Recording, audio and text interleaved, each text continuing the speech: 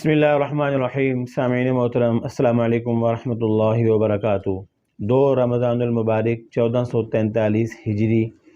اور آج پارہ نمبر 2، اس کا خلاصہ اور اس کی مختصر سی اہم چیزیں، اہم عنوانات جو احکامات ہیں انشاءاللہ العزیز آپ کی خدمت میں عرض کروں گا۔ شروع کرنے سے پہلے یہ دعا ہے کہ اللہ تعالی ہم سب کو اپنی مقدس کتاب ہدیٰ قرآن کریم، قرآن عظیم پڑھنے، سننے، سمجھنے، عمل کرنے اور اس مبارک نعمت کو اور مبارک کتاب کو عام کرنے کی اور پھیلانے کی اللہ کریم ہم سب کو توفیق نصیب فرمائے۔ پارہ نمبر 2، سیقول السفہاء، یہاں سے یہ شروع ہوتا ہے اور اس پارے کی سب سے پہلی آیت، اس میں پہلی ہی لائن میں، پہلی سطر میں ایک لفظ ارشاد فرمایا، سیقول السفہاء من الناس ما ولاہم عن قبلتہم التی کانوا علیہا۔ اس کی سٹوری کیا ہے؟ اس کی سٹوری یہ ہے کہ جناب نبی کریم صلی اللہ علیہ وسلم جب آپ مدینہ منورہ تشریف لائے تو شروع میں 16-17 مہینے جناب نبی کریم صلی اللہ علیہ وسلم نے بیت المقدس کی طرف، مسجد اقصیٰ کی طرف چہرہ کیا اور نماز پڑھتے رہے۔ بیت المقدس تاریخی قبلہ ہے، آپ صلی اللہ علیہ وسلم سے پہلے سارے انبیاء نے ادھر ہی منہ کر کے نماز پڑھی ہے، لیکن جناب نبی کریم صلی اللہ علیہ وسلم کے بھی مدینہ منورہ کے جو شروع کے 16-17 مہینے ہیں، ان ایام میں بھی آپ نے ادھر ہی منہ کر کے نماز پڑھا، لیکن آپ صلی اللہ علیہ وسلم اکثر اس انتظار میں رہتے تھے کہ آپ کب اللہ تعالیٰ کی طرف سے حکم آئے گا کہ آپ بیت اللہ کی طرف، خانہ کعبہ کی طرف آپ منہ کریں اور نماز پڑھیں۔ تو قرآن پاک میں ارشاد فرمایا، قد نرى تقلب وجهك في السماء فلنولینک قبلۃ ترضاها۔ عجیب آیات ہیں کہ پیارے نبی جی، ہم دیکھتے ہیں کہ آپ بار بار آسمانوں کی طرف نظریں اٹھاتے ہیں، دیکھتے ہیں، اور علامہ اسلم شیخ پوری رحمۃ اللہ علیہ نے یہاں لکھا ہے کہ پیارے نبی صلی اللہ علیہ وسلم کی دل کا ارمان یہ تھا، دل کی چاہت یہ تھی، دل کی خواہش یہ تھی کہ ہمیں قبلہ کی طرف، خانہ کعبہ کی طرف نماز پڑھنے کی اجازت ملے اور ہم ادھر منہ کر کے نماز پڑھیں۔ یہ اندر کا ارمان تھا، اندر کی خواہش تھی، اندر کی چاہت تھی، امنگ تھی، امید تھی اللہ تعالیٰ سے کہ کب اللہ کہے گا۔ لیکن سرکار نے ایک دفعہ بھی یہ جملہ اپنی زبان پہ نہیں لایا۔ آپ دیکھیے اس کو کیا کہیں گے؟ آپ حسن ادب کہیں گے یا حسن اخلاق کہیں گے یا تہذیب کا عظیم شاہکار کہیں گے کہ آمنہ کے لال، عبداللہ کی در یتیم، امام الانبیاء صلی اللہ علیہ وسلم چاہت کیا ہے کہ میں خانہ کعبہ کی طرف منہ کر کے نماز پڑھوں؟ چاہتے کس سے ہیں؟ اللہ سے، لیکن زبان سے ایک لفظ ادا نہیں کیا کہ کہیں سوال اس طرح سے نہ بن جائے کہ اللہ تعالیٰ کی یہ کہیں کہ مجھ سے اپنی خواہشات کے بارے میں یہ کہا جا رہا ہے۔ تو ادب کا تقاضا یہ تھا، اس لیے بولے نہیں۔ محبت کا تقاضا یہ تھا کہ دل کے ارمان امڑ کے آنکھوں کے راستے ان کی نظریں، ان کا چہرہ انور، چہرہ مبارک بار بار پلٹ جاتا تھا آسمان کی طرف، آسمانوں کی طرف، اور مدنی کریم صلی اللہ علیہ وسلم کی اس عمل کو قرآن پاک نے نقشہ کھینچا، قد نرى تقلب وجهك في السماء، ہم بار بار دیکھتے ہیں آپ کے چہرے کا پلٹنا آسمان کی طرف، آسمانوں کی طرف، فَلَنُوَلِّيَنَّكَ قِبْلَةً تَرْضَاهَا۔ اور اس آیت میں عجیب انداز سے میرے رب نے کہا، پیارے نبی جی، ہم ضرور آپ کو آپ کا قبلہ عطا فرمائیں گے،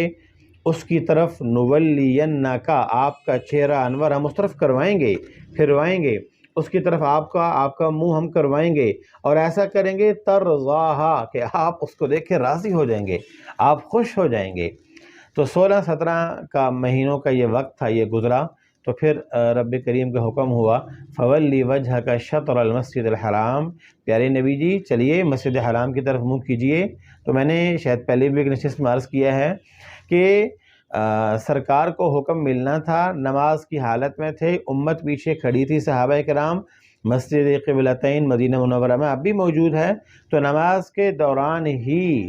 آقا صلی اللہ علیہ وسلم نے اپنا چہرہ بیت اللہ شریف کی طرف کر دیا اور نماز مکمل کی۔ یہ اس کی بیک سٹوری ہے، یہ اس کے پیچھے جو اس کی سر گزشت ہے۔ لیکن ہوا یہ کہ وہاں کے جو لوگ تھے مدینہ منورہ کے، اور اس طرح دوسرے مشرکین بھی اور منافقین بھی اور یہود و نصارہ بھی، تو وہ انہوں نے اعتراض کرنا شروع کر دیا، بھئی کل ادھر منہ کر کے نماز پڑھ رہے تھے، آج ادھر شروع کر دی، اس کو پہلے کیوں لیا تھا اگر یہ کرنا تھا، اور اگر یہی کرنا تھا تو پھر اس طرف منہ کر کے نماز کیوں پڑھی، اور اگر اس طرف منہ کر کے پڑھتے تھے تو آج اس طرف کیوں شروع کر دیا؟ تو قرآن نے نقشہ کھینچا، سیقول السفہاء، ان قریب یہ بے وقوف لوگ کہیں گے، ما ولاہم عن قبلتہم التی کانوا علیہا، جس قبلے کی طرف آپ پڑھ رہے تھے منہ کر کے،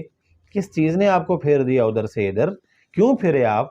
تو جواب تو یہ بنتا تھا نا کہ اللہ کا حکم تھا یا ہم چاہتے تھے خانہ کعبہ کی طرف۔ اللہ نے کہا نہیں، یہ بھی ایک انداز ہے کہ سوال کرنے والے، ہر سوال کرنے والے کو اس کے سوال کا جواب مت دو، بلکہ اس کو ایسا جواب دو تاکہ وہ دوبارہ سوال کرنے کی ہمت ہی نہ کرے۔ ارشاد فرمایا، قل للہ المشرق والمغرب، پیارے نبی جی ان کو بتائیے کہ مشرق بھی اللہ کا، مغرب بھی اللہ کا، بیت المقدس بھی اللہ کا، بیت اللہ بھی اللہ کا، مسجد اقصی بھی اللہ کی، مسجد حرام بھی اللہ کی، وہ بھی اللہ کا، یہ بھی اللہ کا، ادھر بھی اللہ کا حکم تھا، ادھر بھی اللہ کا حکم ہے۔ آپ کون ہوتے ہیں یہ سوال کرنے والے؟ اللہ کے نبی سے۔ وہ اللہ کے نبی کی مرضی ہے، اور اللہ کی مرضی ہے جدھر ان کا چہرہ پھیر دے۔ تو اس سوال کا یہ جواب تھا، اور اس صورت مبارکہ، اس پارے کی یہ سب سے پہلی آیت تھی، تحویل قبلہ، قبلے کی طرف منہ کرنے پہ جو اعتراض تھا کفار کا، مشرکین کا، ان کا دندان شکن اللہ نے جواب عطا فرمایا۔ اس کے بعد جو دوسرا بڑا مضمون ہے اسی پارے میں، پارہ نمبر 2 میں، وہ امتاً وسطا، وَكَذَلِكَ جَعَلْنَاكُمْ أُمَّةً وَسَطًا لِتَكُونُوا شُهَدَاءَ عَلَى النَّاسِ وَيَكُونَ الرَّسُولُ عَلَيْكُمْ شَهِيدًا۔ اس کی بیک سٹوری، اس کا شان نزول، اس کا خلاصہ، اس کی جو پوری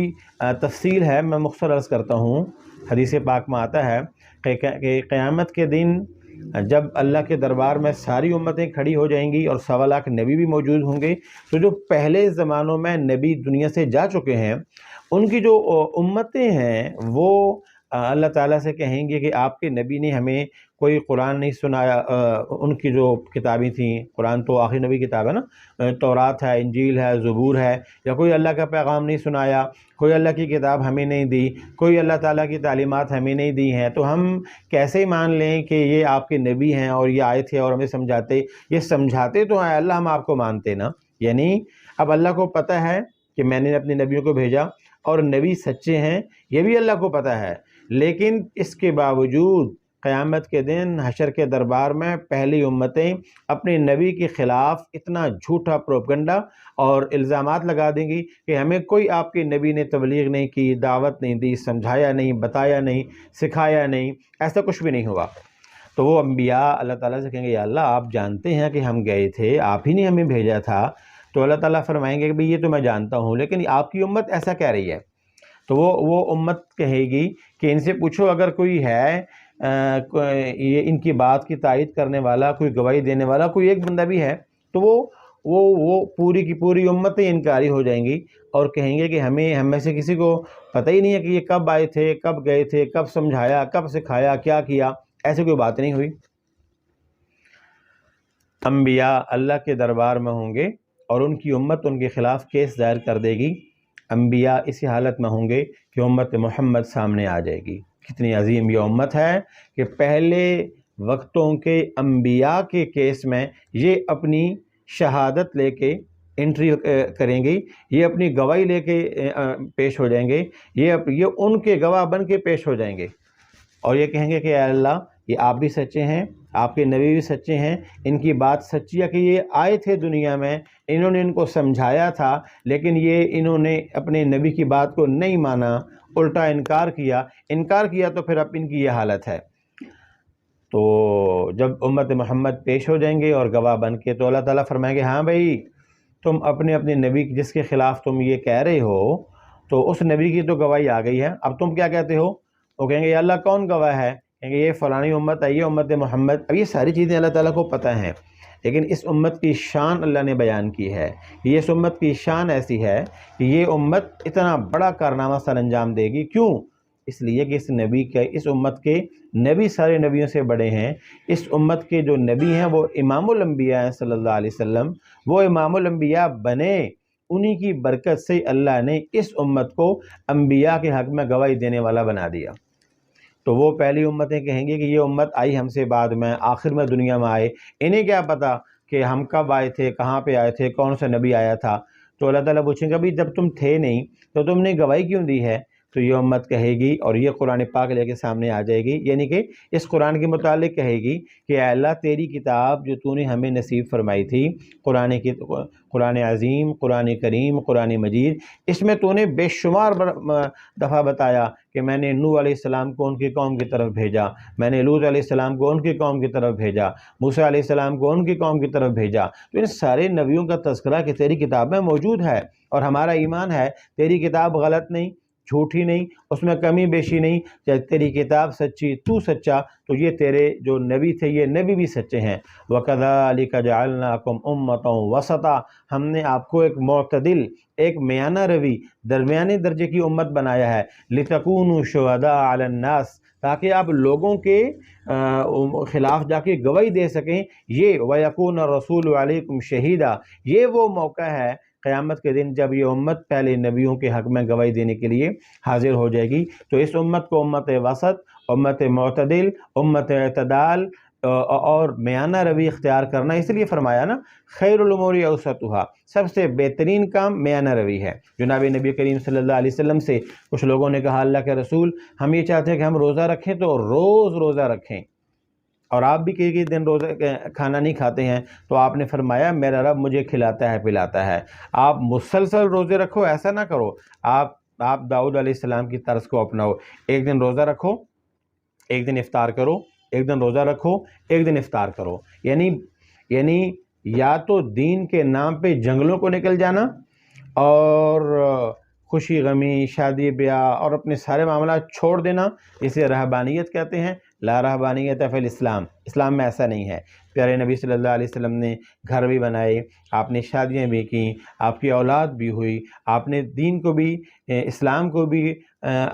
وہ لے کے چلے، اس کے اوپر بھی عمل کیا، اور دنیاوی معاملات کو بھی ساتھ میں رکھا۔ تو میانہ روی کہ اللہ کے ہر حکم کو اپنی دنیاوی اسباب، مال اور دنیاوی جو ہماری مصروفیات ہیں ان کے باوجود اللہ کے حکم میں تاخیر نہ ہو، اللہ کے حکم کو مقدم رکھنا، اسلام کی تعلیمات کو نمبر 1 پہ رکھنا، اس کا حکم ہے۔ تو امت معتدل ہے، امت وسطہ ہے، اور شہداء علی الناس ہے۔ یہ دوسرا بڑا مضمون تھا اس پارے میں۔ اس کے بعد ان الصفا والمروہ من شعائر اللہ، صفا اور مروہ کے متعلق ارشاد فرمایا کہ یہ آپ کو جو نظر آ رہی ہیں یہ صرف 2 پہاڑیاں نہیں ہیں، ایک پہاڑی ہے وہ اور دوسری وہ ہے، من شعائر اللہ، یہ تو اب اسلام کی شعائر، اللہ تعالیٰ کی علامتیں ہیں۔ دیکھتے نہیں کہ یہ وہ پہاڑیاں ہیں جن کے اوپر معصوم بچے نے پاؤں رگڑے، ایک تنہا عورت ابراہیم علیہ السلام کی اہلیہ مئی ہاجرہ، اس نے چند قدم دوڑی، چند قدم چلی، اپنے بچے کی پیاس کی وجہ سے جو بلک رہا تھا، ان کو ہم نے زمزم دیا۔ ہاجرہ کے وہ قدم اتنے عظیم بن گئے کہ قیامت کی صبح تک اب یہ صفا اور مروہ میں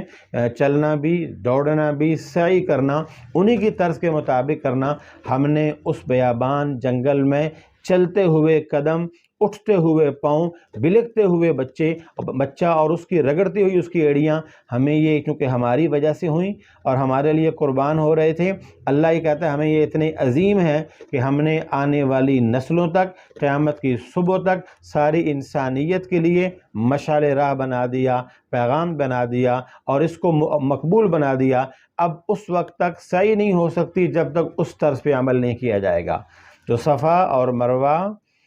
یہ اب اللہ تعالیٰ کی نشانیاں ہیں، اسلام کی نشانیاں ہیں۔ اس کے بعد بڑا حکم اللہ تعالیٰ کا جو دوسرا بڑا مضمون ہے قصاص۔ کسی نے کسی کو جان بوجھ کے قتل کر دیا تو الحر بالحر والعبد بالعبد والاذن بالاذن والسن بالسن والجروح قصاص۔ قرآن یہ کہتا ہے جس نے جس کو جتنا ستایا، تکلیف پہنچائی، مارا پیٹا، اس کو اتنا بدلہ دیا جائے گا۔ کسی نے کسی کی جان کو مارا ہے اور ناحق کیا ہے تو اس کے بدلے میں اس کو قتل کیا جائے گا۔ قرآن یہ کہتا ہے وَلَكُمْ فِي الْقِصَاصِ حَيَاةٌ يَا أُولِي الْأَلْبَابِ لَعَلَّكُمْ تَتَّقُونَ۔ دنیا میں بے شمار لوگ ہیں جو یہ کہتے ہیں کہ قصاص، ایک نے کسی کو قتل کیا تو اس کے بدلے میں دوسرے کو مارنا یہ جرم ہے۔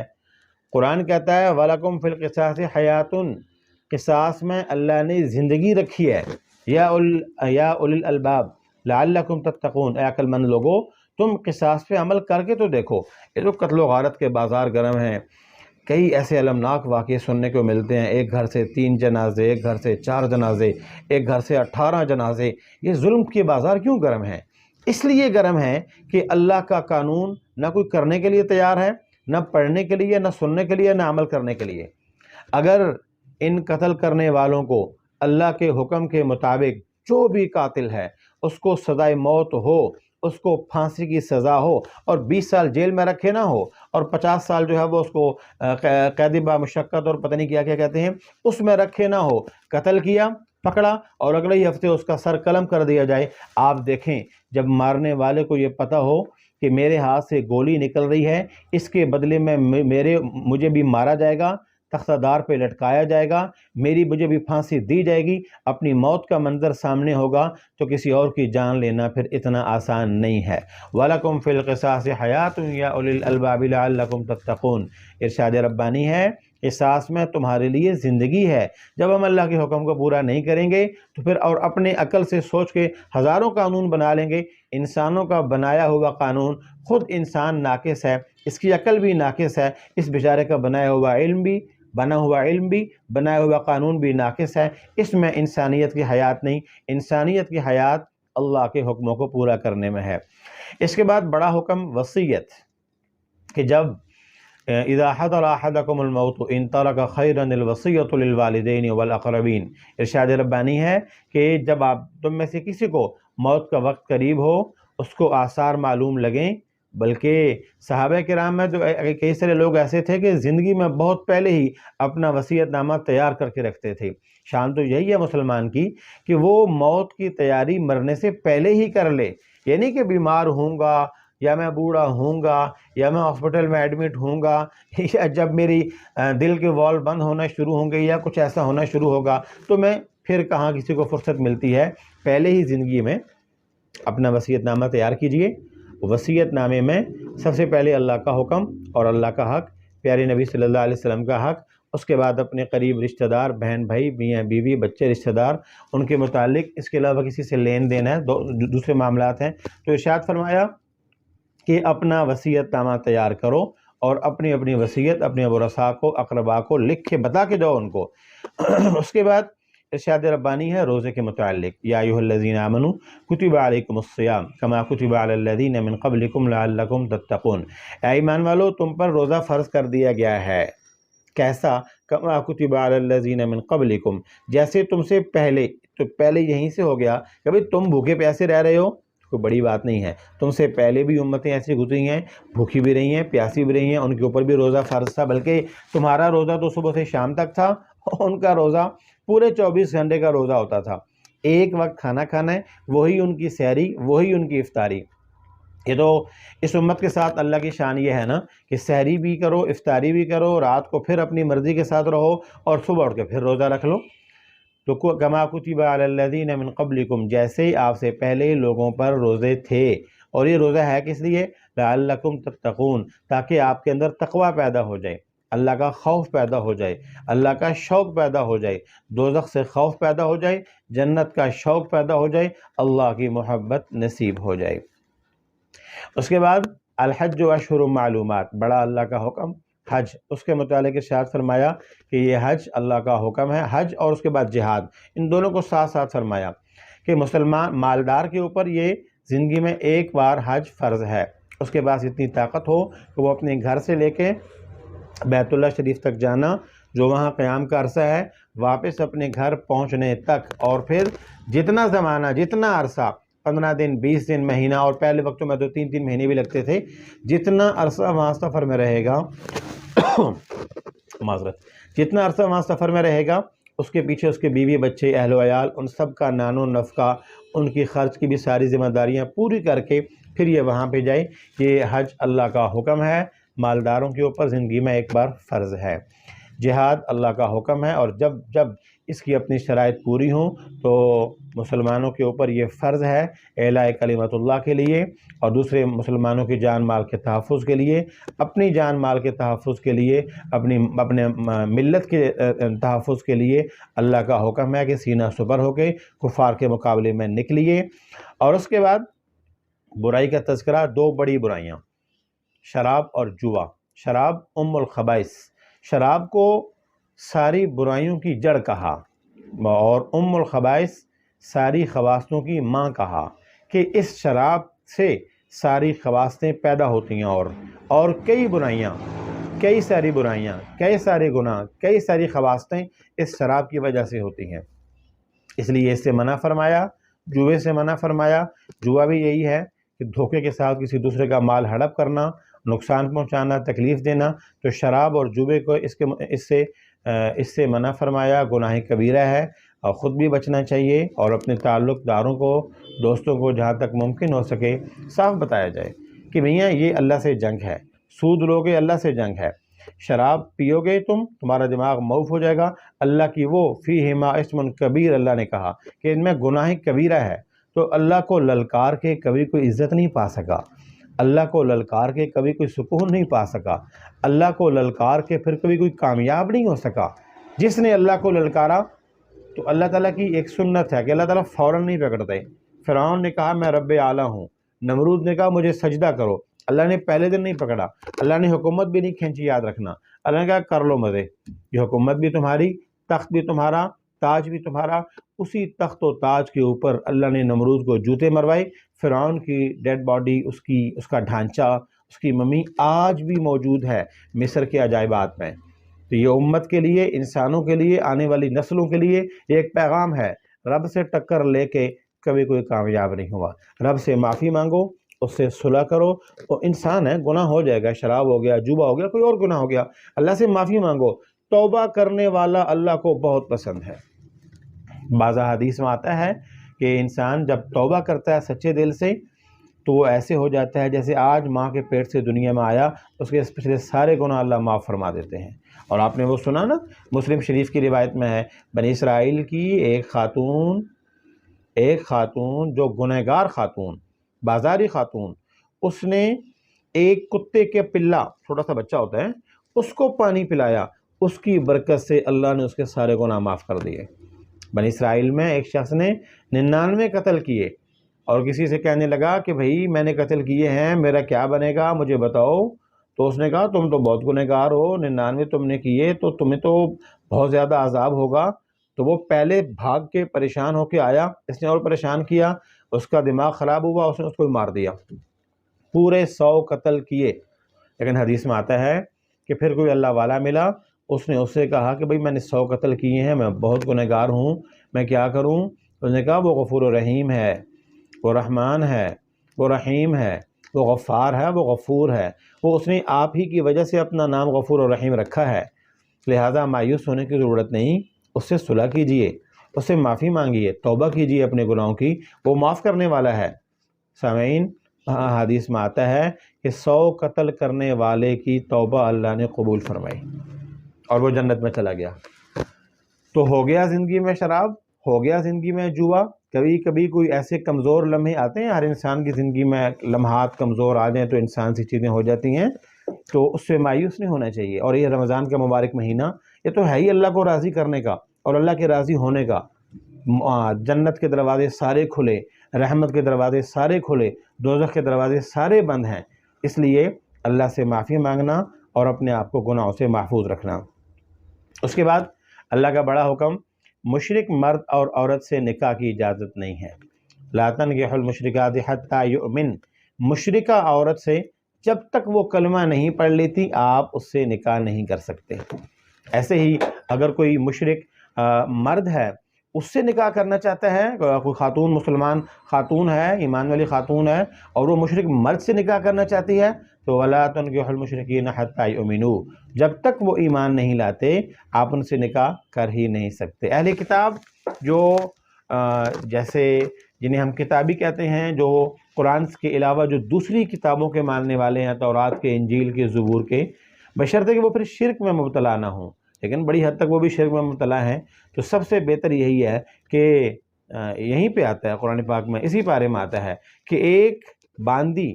ہے ایمان والی، یہ ایمان والی باندی یہ اس غیر مسلم آزاد عورت سے کئی گنا زیادہ بہتر ہے. آپ کا ایمان محفوظ رکھے گی، آپ کی نسلوں کا ایمان محفوظ رکھے گی. اور اگر آپ خدا نخواستہ شادی آپ کر لیں گے کسی غیر مسلم یا مشرکہ عورت سے، تو آپ تو کیسے ایمان بچائیں گے یہ تو آپ کو پتہ ہوگا، مشکل ہو جاتا ہے، لیکن آپ کی نسلوں کا ایمان کیسے محفوظ ہوگا یہ پھر اللہ ہی حافظ ہے، یہ پھر اللہ ہی حافظ ہے. اس لیے فرمایا کہ بھئی بیوی جتنی، دیکھو یہاں پہ یہ بات واضح ملتی ہے، یہ نہیں کہا کہ مالدار سے شادی کرو، کا ایمان والے سے شادی کرو، یہ نہیں کہا بہت خوبصورت سے شادی کرو، کا ایمان والے سے شادی کرو. جو خاتون جتنی زیادہ ایماندار ہوگی، جتنی زیادہ اللہ رسول کے حکم کے مطابق چلنے والی ہوگی، وہ عورت اتنا ہی زیادہ اپنے خاوند کے حق کو ادا کرے گی، اس کے ایمان کو کامل کرے گی، اس کی آنے والی نسلوں کے ایمان کو محفوظ کرے گی.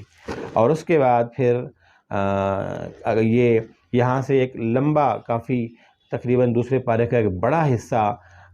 خلا کے اوپر، طلاق کے اوپر، الا کے اوپر. الا عام طور پہ ایک مسئلہ ہے،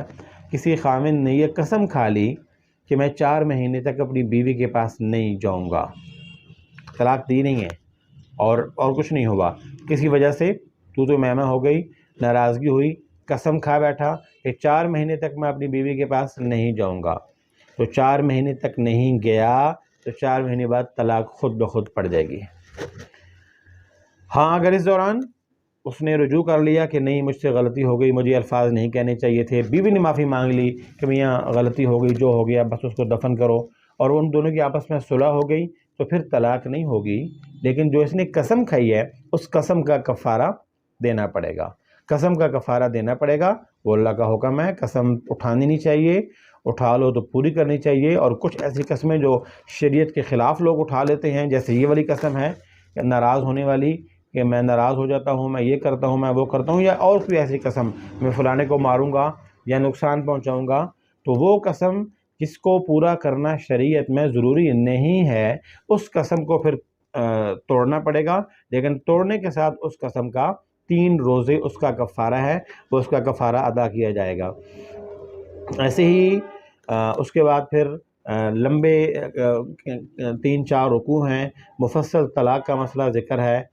طلاق کے متعلق اتنا ہی کہوں گا، حدیث میں آتا ہے ابغض المباحات، ساری حلال چیزوں میں سب سے زیادہ مبغوض، سب سے زیادہ قابل نفرت، سب سے زیادہ سخت چیز ہے جو اس انسان کے منہ سے یہ الفاظ نکل جاتے ہیں، وہ اتنی خطرناک چیز ہے. اس لیے حد الوسع طلاق سے بچنا چاہیے اور بچانا چاہیے. اور پھر اس کے بعد حلالہ کا تذکرہ ہے. حلالہ ہمارے ہاں آج کل ایک کانسیپٹ بنا ہوا ہے جو بالکل بھی صحیح نہیں ہے. پہلے تو یہ سن لیں کہ حدیث میں آتا ہے کہ حلالہ کرنے اور کروانے والے کے اوپر لعنت فرمائی ہے. تو وہ کیا ہے؟ آج کل جو مروجہ حلالہ چل رہا ہے کہ جی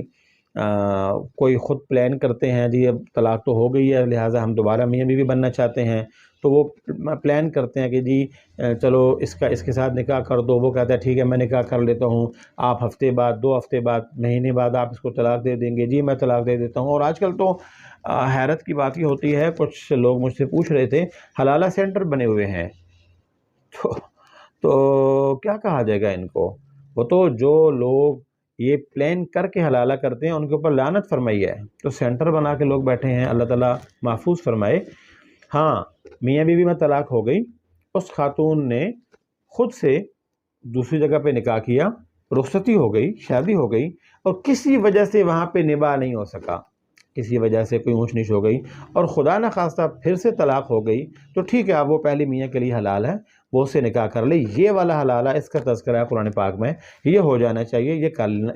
کر لینا بھی چاہیے، اس میں مذائقہ بھی نہیں ہے. لیکن پری پلان کرنا یہ تو پھر بڑا مذاق بن جائے گا. کسی عورت کی عزت محفوظ نہیں رہے گی، جب دل کرے گا طلاق دے دیا، جب دل کرے گا ایک اور سے نکاح کروا دیا، جب دل کرے گا پھر طلاق دلوا کے واپس اپنے پاس لے آئے.